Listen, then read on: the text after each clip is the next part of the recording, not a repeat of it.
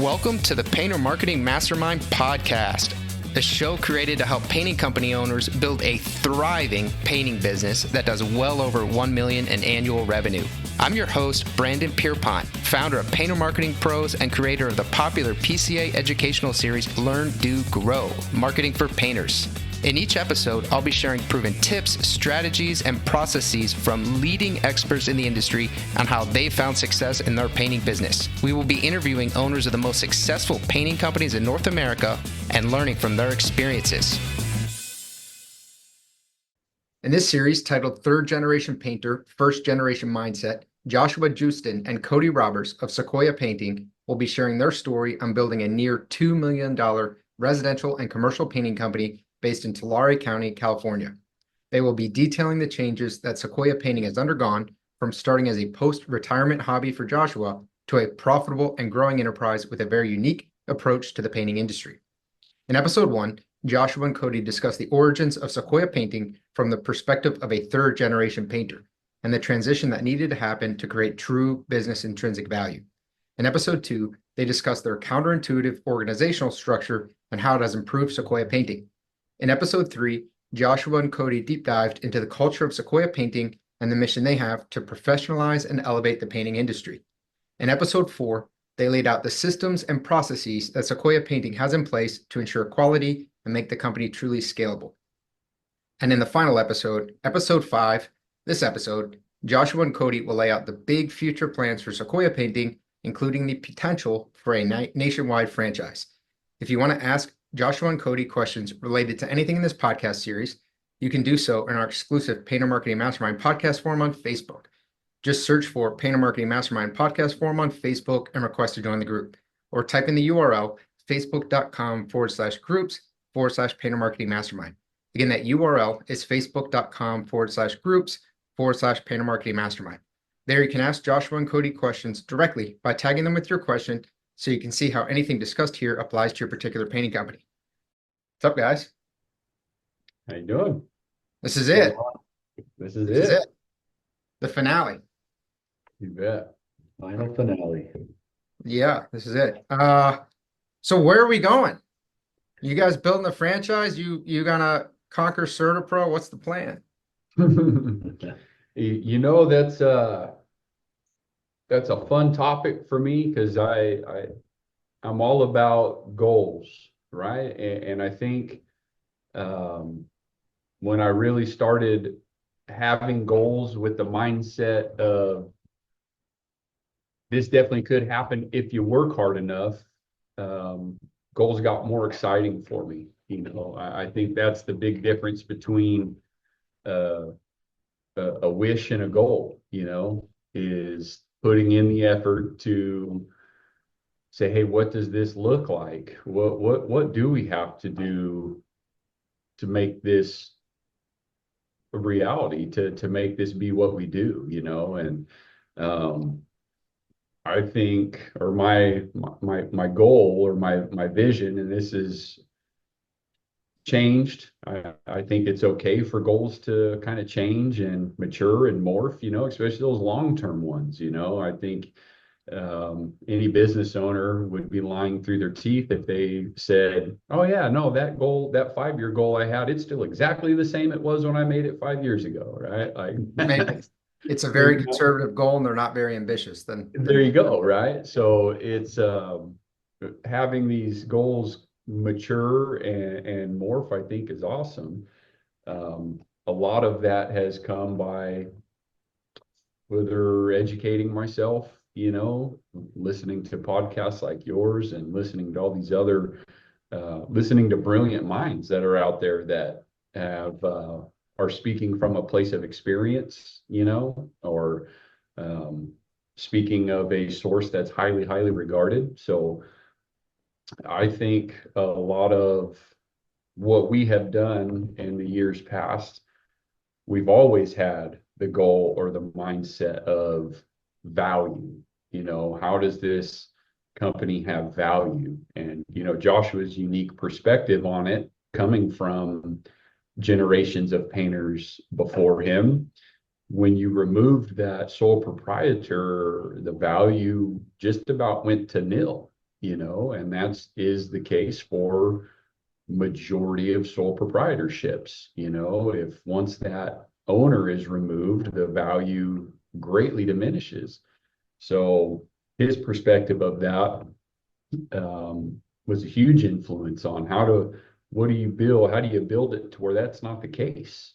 Now ownership will always be important, to state the obvious, but being able to have the skilled people in play someday, to where ownership does not necessarily affect your day in, day out type operations, So Joshua had that goal, I believe, before I came around, once he had that realization of he had already really built something that people were drawn to, from the retirement hobby to phone ringing off the hook to people just, they wanted Sequoia painting. There was a call for it. He built an intriguing company name, he played off of what we have in our backyard for the name and the logo. And I think when he realized that he had he had pushed the snowball off the cliff and it was going to be more than just a hobby,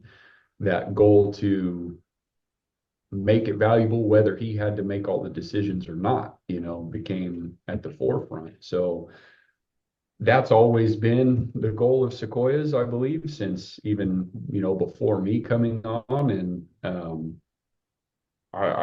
we've had a few conversations in the recent past on that topic. And in my opinion, for what it's worth, I think your ultimate value is when it becomes franchisable, right? Like how can we make it valuable and enticing enough that people want that to be the way they make their living too, It's an interesting statement, Cody. So you think the ultimate basically value realization of a company would be when it can be franchised. And you're approaching this from the perspective that the person buying the franchise is seeing that level of value, or the fact that the systems can be transferred to somebody, or how are you thinking about that? Kind of all the above, honestly, right? Because I would my vision or my goal for that value to be able to be seen from the 25-year-old or 25 years in the industry veteran that's like, hey, I've been a sole proprietor, I've made a good living, this is something that I could actually retire from, to that young hungry entrepreneur that sees all the systems in play to be a profitable business when you find the people to run those systems. So I guess I would have to say both. The appeal to kind of have I know it's not always great to have multiple avatars, to see that, but that is kind of that's where my brain goes with it, is to have it be established enough, branded enough, known enough that there's appeal abroad, Sure. So I probably should have mentioned this in the beginning, but you're both wearing hats. Mm-hmm. A lot of people listen, don't watch. You're both wearing hats. Cody, your hat's kind of whatever, it's not bad. I don't hate it. It's got an M, not short. But Josh, your hat, it's a good looking hat. So if anybody listening who can't see Josh's hat, you should probably just check out the video at some point. It's a great hat. It's an awesome hat. Yeah. Yeah. A great friend gave it to me. Yeah. Right. So all right, so we see the value in the franchise. It's a repeatable system.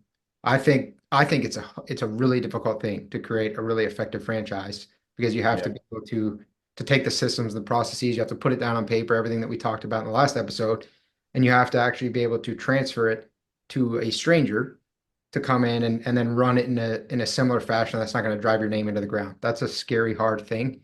And then Yep. you have to have that stranger see the value in it enough that they're actually willing to pay you money, and then Yep. probably persistent royalties for the privilege of being able to use your system in your name. Tall order on both ends. Is this where Sequoia Painting is officially going, or is this just an option? You know,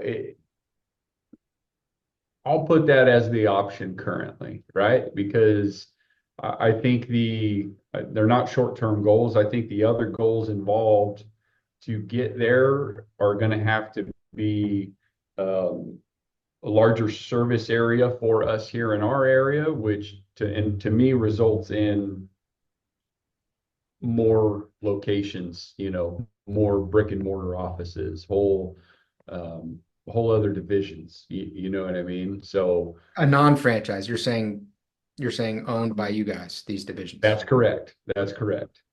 So I think that's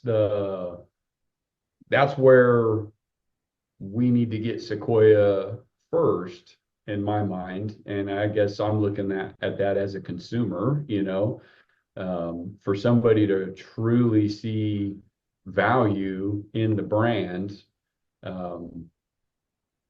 I believe that's more sellable and has much more appeal when it's not just what we've done here out of one operation hub, but it's something we've done in several locations throughout California. In terms of selling it to the franchisees. Right. That makes sense. Yeah, you've vetted the concept. It wasn't like a unicorn location. Right. 100%. I love it. We talked about the difference between a dream and like a goal and a dream, right? And like goal involves the planning and the self-confidence to know you can get there and actually putting the steps in place. Do you have any kind of plan for this, or is it, hey, I just know that we need to open multiple locations to make this viable? So, I mean, we won't divulge too much on that, but there's been Divulge it all, Cody. Everything. all of it. Right? All of it. We've had a couple serious talks in the last recent weeks of strong potential for secondary location down in Southern California. That Nice. would be the start, right?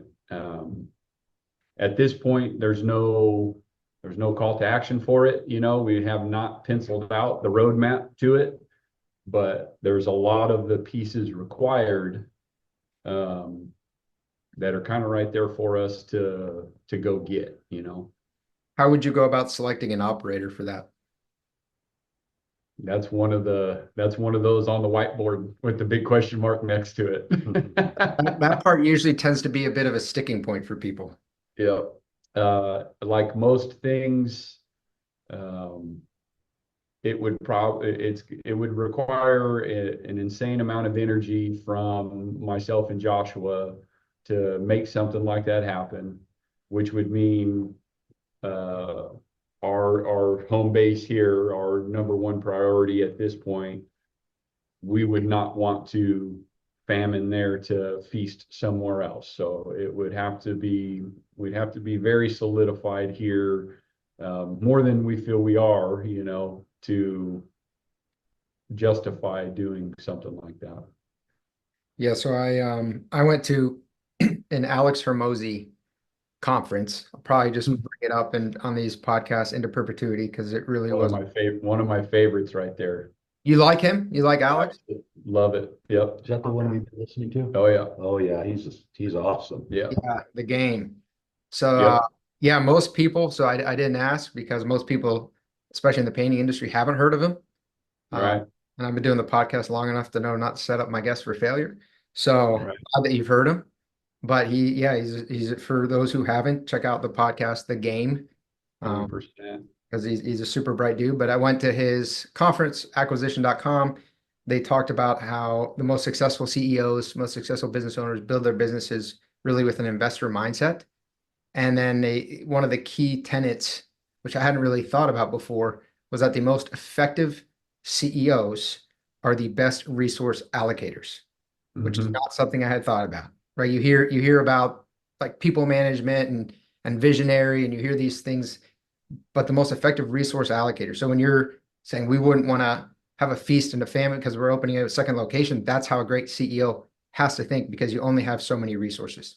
That's right. I love it. The most important being, and really the most limited being, your time.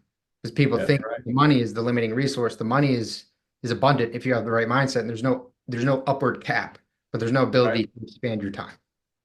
100%, 100%. So we're opening 4 locations tomorrow. Oh, Yeah. well. Right. 100%. Yeah. Yep. Totally agree. So I feel like I've talked quite a bit about this. I know Joshua's got some input on those kind of things also, you know. I don't know how much, I don't know. Josh is don't looking elaborate pretty in much. that hat. Yeah. It's been these have been like those behind closed doors type conversations, you know what I mean? And when they're ready to be public, the first public that gets them, of course, is our team here, you know. That's that respect deal that we've talked about a whole bunch in all of these episodes that we've done with you, the respect and the trust. And when that becomes more than when it becomes the factual goal that we start writing the roadmap for, our teams are definitely going to be knowledgeable to it. You know what I mean? You're not going to call me first and say, "Hey, we need to do this podcast," and then we'll like air the podcast Right. in the office. Yeah, for sure, for sure. This is what's happening. Yeah. Yeah, I love it. So if the franchise is the goal, it sounds, I know it's maybe not officially mapped out, but it sounds like it's certainly a very strong possibility, potentially a probability. I guess, what potential hiccups do you foresee? You know, probably just the bigger scale of hiccups we already have experienced, and I'm sure will all along the way. You know, it's I use that term quite a bit. It's not always unicorns and rainbows. You know, you can be as well planned out as possible and still get the variables, you know. I think just because it has been, I don't want to say the struggle, but probably the biggest consumer of time is the people. Yeah. Getting the right people, you know. And putting them in the right places. And getting them in the right places, 100%. So I don't know if that's the biggest hiccup. I just kind of, that's one that's always on the front of my mind, even through our calculated growths here, you know, and what our plans for 25 and 26, you know, and those kind of things look like is the people. Are they here? Do we need them still? You know, I see that's kind of it's kind of a never ending pursuit, right? Because the good human beings are out there. The good human beings that fit your culture are the harder ones to nail down, you know. For sure. Yeah, and I think with the franchising model, you start to develop multiple levels of customers, because in a way your franchisees are your customers. You know, they purchase Yes. from you, they purchase a franchise. And then so you're kind of having to serve them, but then also the actual end painting company client. It's similar in some respects to running a marketing agency, because now you have 2 levels that you're serving. Whereas if you're running a painting company, it's more kind of direct to owner, one level that you're Right. Yeah, 100%. And I said that just because that's my view of kind of the ultimate value in a service-based company, right? Is finding enough value that you can franchise it. I still think that process not all would qualify, right? I think when we would have franchisee applicants, the way I see it, I would see that being probably not as fast of a process as someone would expect it to be, you know, because I don't want to get into a situation, even when it's not ours, it has our brand on it. And that's the part I care about, you know, to find the franchisees that wear the brand that we've created and do it in the way that the original Sequoia Painting expects, you know what I mean? Have you read the book WTF Willing to Fail by Brian Scudamore? I have not. Okay, he is a cool book. He was the founder of 1-800 Got Junk.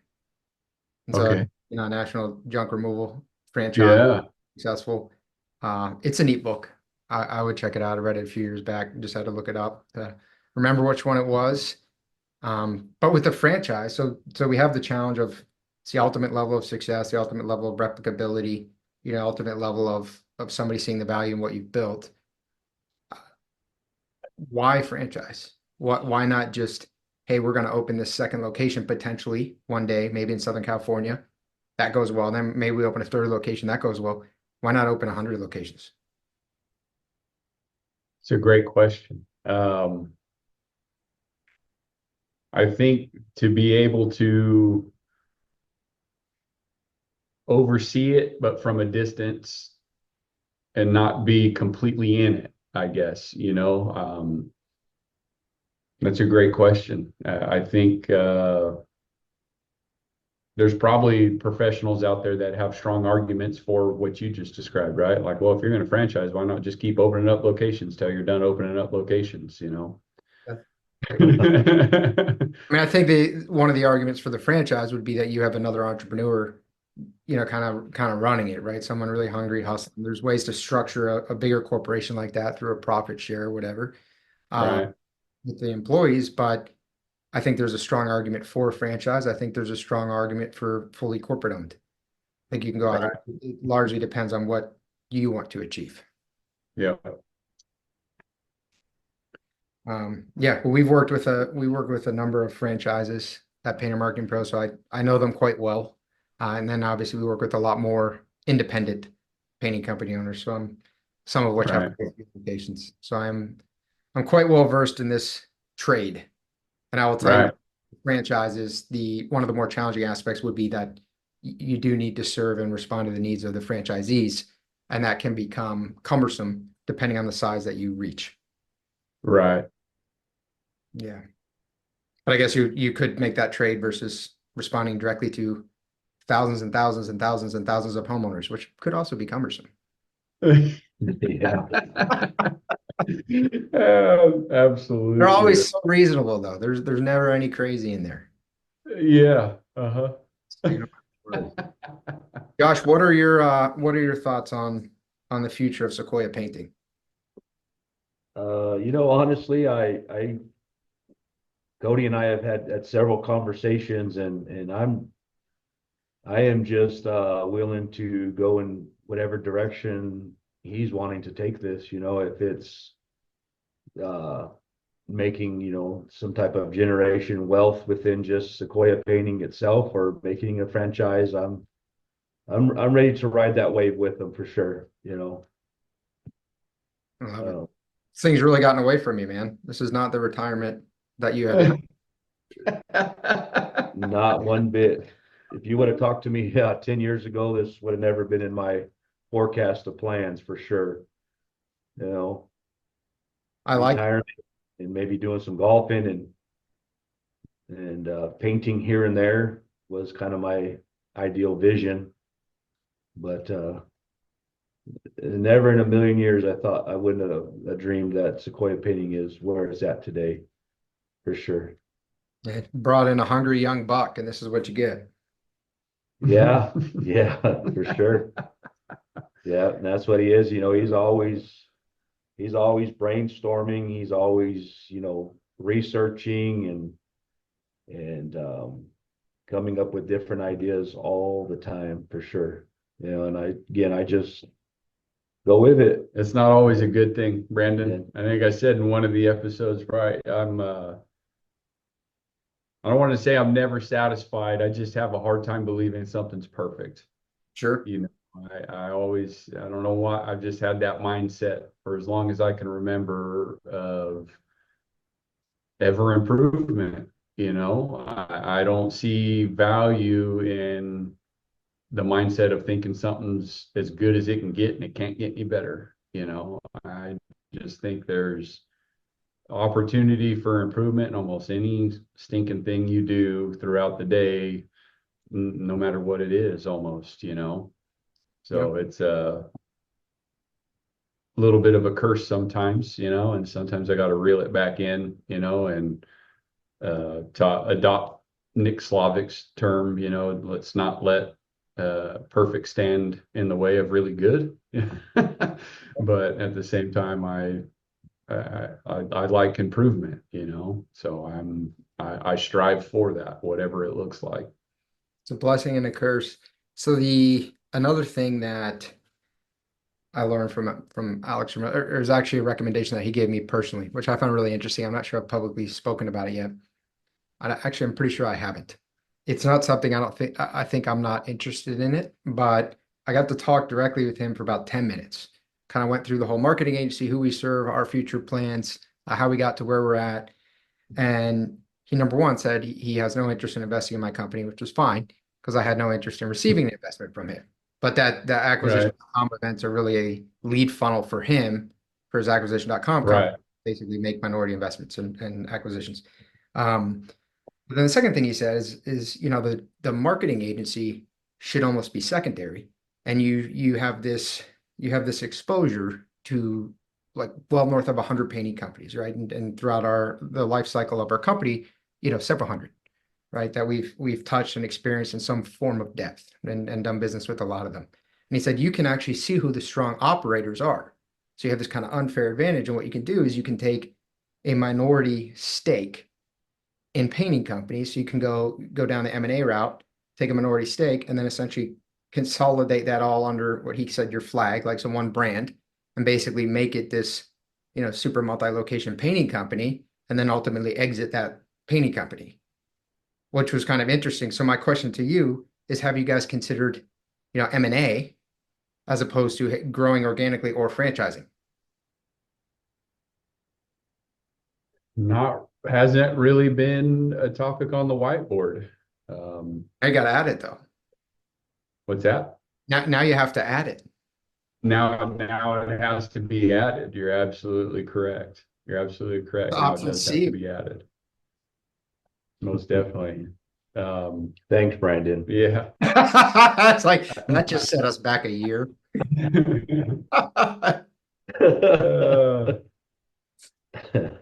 Yeah, I think, and I think this is something that may come from also, there's not much replacement for organic, you know, like it'll be your um, most fruitful, I guess, you know. But there's other options out there, you know. Like I said,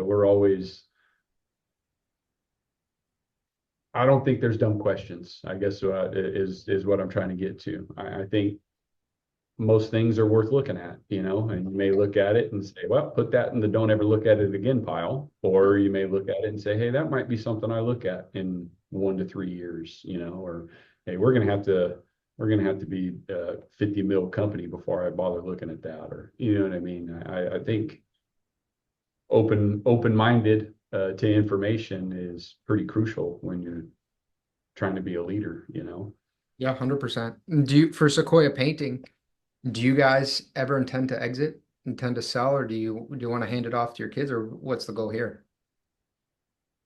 Another great question. I know that's been a talk, right, of that value that we talk about, and it being a machine that runs without an ownership's input on a daily basis.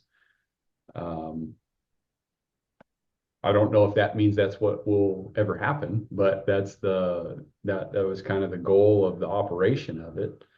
Um, I would say initially, I guess, just because it is still like a real young baby, you know, as far as a brand goes, I couldn't see myself quote abandoning it, but maybe not having to be as fully involved would definitely be where I would see that long-term kind of ending up, you know what I mean? Passive ownership. Yeah, Correct. with the kind of abandoning it that you were kind of joking about. There's been psychological studies that like, you know, analyze the brain. They're gonna hook stuff up and kind of see what neurons are firing, right, and what different areas of the brain. And for entrepreneurs, when they talk about their company, the same area of the brain is activated as when you talk about their children. So it's actually Right. we're coded like we do feel that attachment to our companies as though, we bore it, right, and raised it and kind of made it what it is. It's very much a very strong attachment like a child. Yep. It's weird. Absolutely. Weird to think about that, but it makes sense. Absolutely. All the time and effort you probably put into it. Same thing like a child. Yeah. Changing this Cares. company's diapers for years. Yeah. All those dirty diapers. Yeah, Yeah. definitely. Most definitely. Yeah. Man, you Yeah, guys have some exciting stuff planned, some big options. Yeah. absolutely. Absolutely.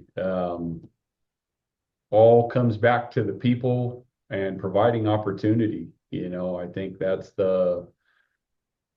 definitely something that I have strived for since coming into this journey with Joshua is continue to build and grow something that offers opportunity, for those that want it, that is, not everybody wants opportunity, but the ones that want it to facilitate that, you know what I mean? Yeah, well, there's a lot that you guys talked about, and a lot of just discussion points that I think would be good for listeners to think about in terms of their own future. I think it's so easy for us as business owners to get just stuck in the day to day and Mhm. grind. And I think it's less common to actually be projecting out and what's the future and where are we going and would we ever want to exit and do we ever want to open other locations or franchise? And so I think a lot of the stuff we talked about would be really applicable to the listeners in terms of where are they going, some introspection. You bet. I said, it's not always the unicorns and rainbows, right? There's times that it's difficult to foresee getting past the hurdle that's in front of you, but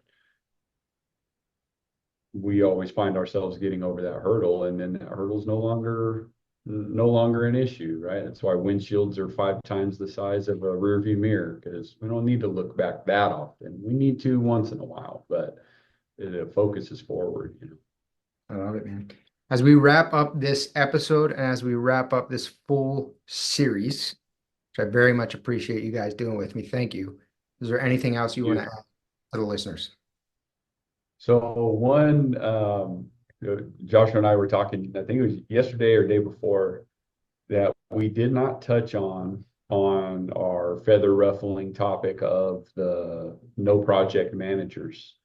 And Joshua brought up our ability to schedule and kind of the influence that has in making sure we're successful in the field, right?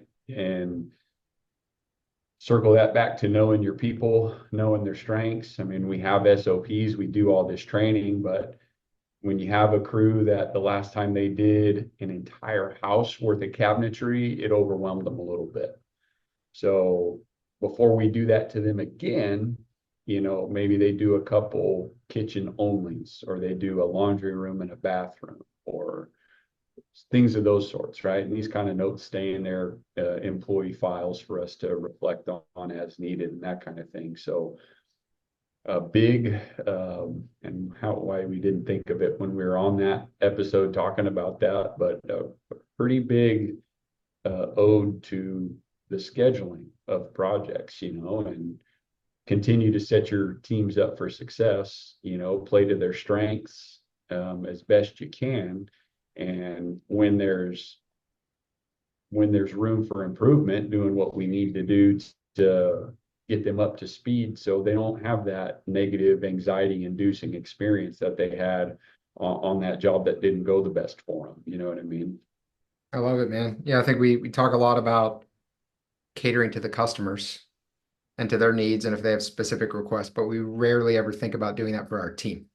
Yep. I think that's your role and you just need to do it and you just need to suck it up. But I like the fact that you guys are willing to acknowledge that people are human and work Yep. with them and do set them up for success because ultimately it's going to set your company up for success as well. Correct. Yep. I mean, and it's I've never directly had that conversation, with the guys until the result of them getting brought back a little bit, then we recap, you know. So if we had an interior paint job fall behind schedule, and we can dissect it to a coordinating flaw, not an estimating flaw, or, you know, along those lines.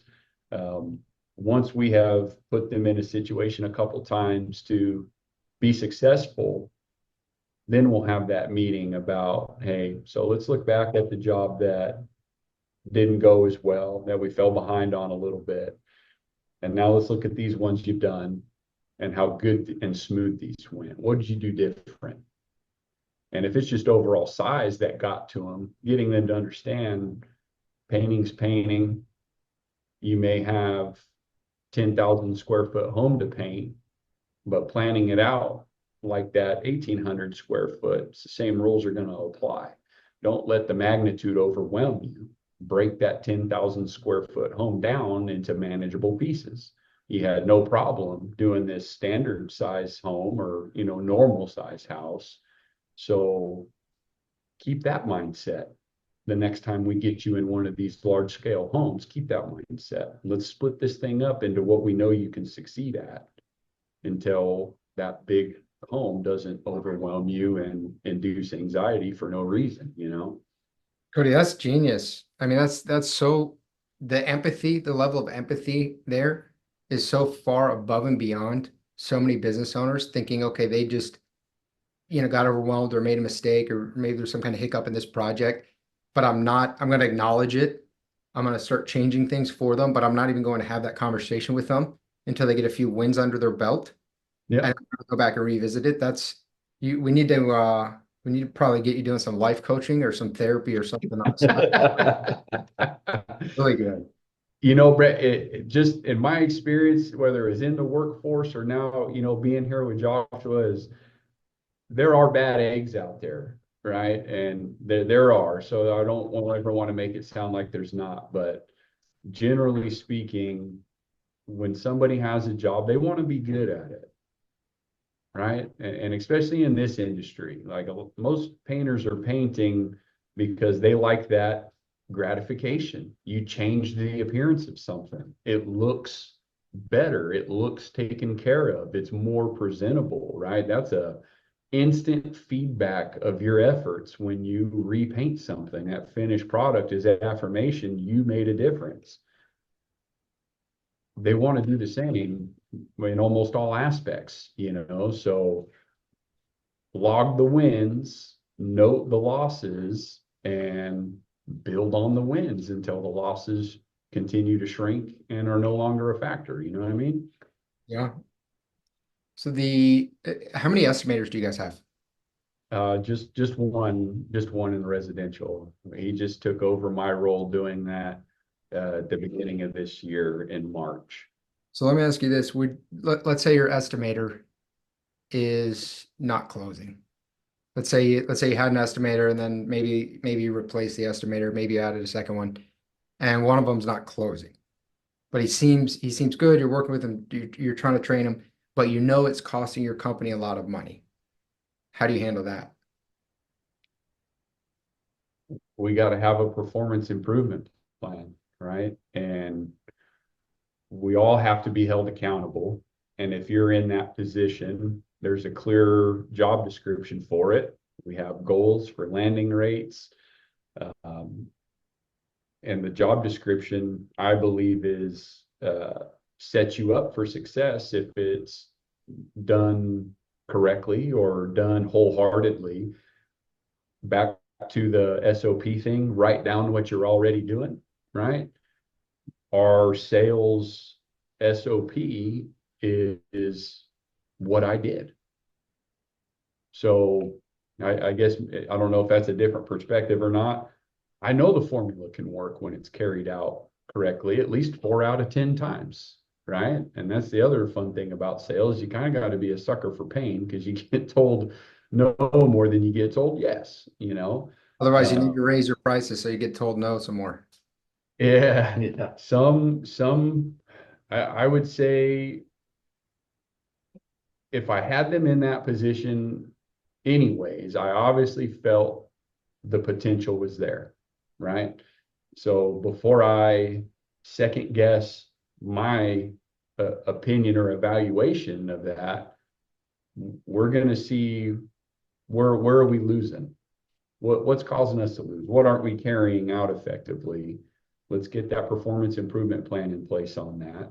And let's make a difference, you know. Now, like any performance improvement plan, there's got to be a line at the end of it, right? So we don't ever want to demote or let people go that we feel are good, but that's back to the health of the company thing. If it was just could not meet expectation, depending on how they came into that position, if it was somebody that promoted from within, you know, maybe we're going back in a van for a while. We're gonna let you be a tradesman. Not saying sales couldn't be a potential for you in the future, but this probation period just didn't work out, you know. Cool. Yeah, I was curious about that one. Do you guys have anything else you want to add before we wrap up this series? Now I feel like we've said, I have anyway. I get kind of long-winded. I know Josh he listens a lot, but Josh, we don't have all the answers. We just have our answers, you know, and we have our answers either from banging the head against the desk because something didn't work, or we ended up putting something together that was pretty successful the first time and we have stuck with it, you know. I think just knowing or having at least an idea of what you want from your brand and what you want your brand to represent is the ultimate starting point. And depending on what goals are, what they look like, you just have to get things in place to make that a reality, you know. And we know it's it sounds silly to even say it, but we always do anyway. You have to start. That's the only way to do it, is to get started doing it. well, Joshua, Cody, I appreciate you guys. I appreciate all the hours we've spent together. You guys being willing to open up so much about your company and your personal lives and share it with our listeners for their benefit. I know they appreciate it. So on behalf of myself and them, I want to thank you guys for your time. No, thank you, man. It's been an honor. I appreciate it. Yeah, thanks for the invite, Brandon. Thanks for doing it. If you want to learn more about the topics we discussed in this podcast and how you can use them to grow your painting business, visit paintermarketingpros.com/podcast for free training, as well as the ability to schedule a personalized strategy session for your painting company. Again, that URL is paintermarketingpros.com/podcast. Hey there, painting company owners. If you enjoyed today's episode, make sure you go ahead and hit that subscribe button. Give us your feedback. Let us know how we did. And also, if you're interested in taking your painting business to the next level, make sure you visit the Painter Marketing Pros website at paintermarketingpros.com to learn more about our services. You can also reach out to me directly by emailing me at brandon@paintermarketingpros.com, and I can give you personalized advice on growing your painting business. Until next time, keep growing.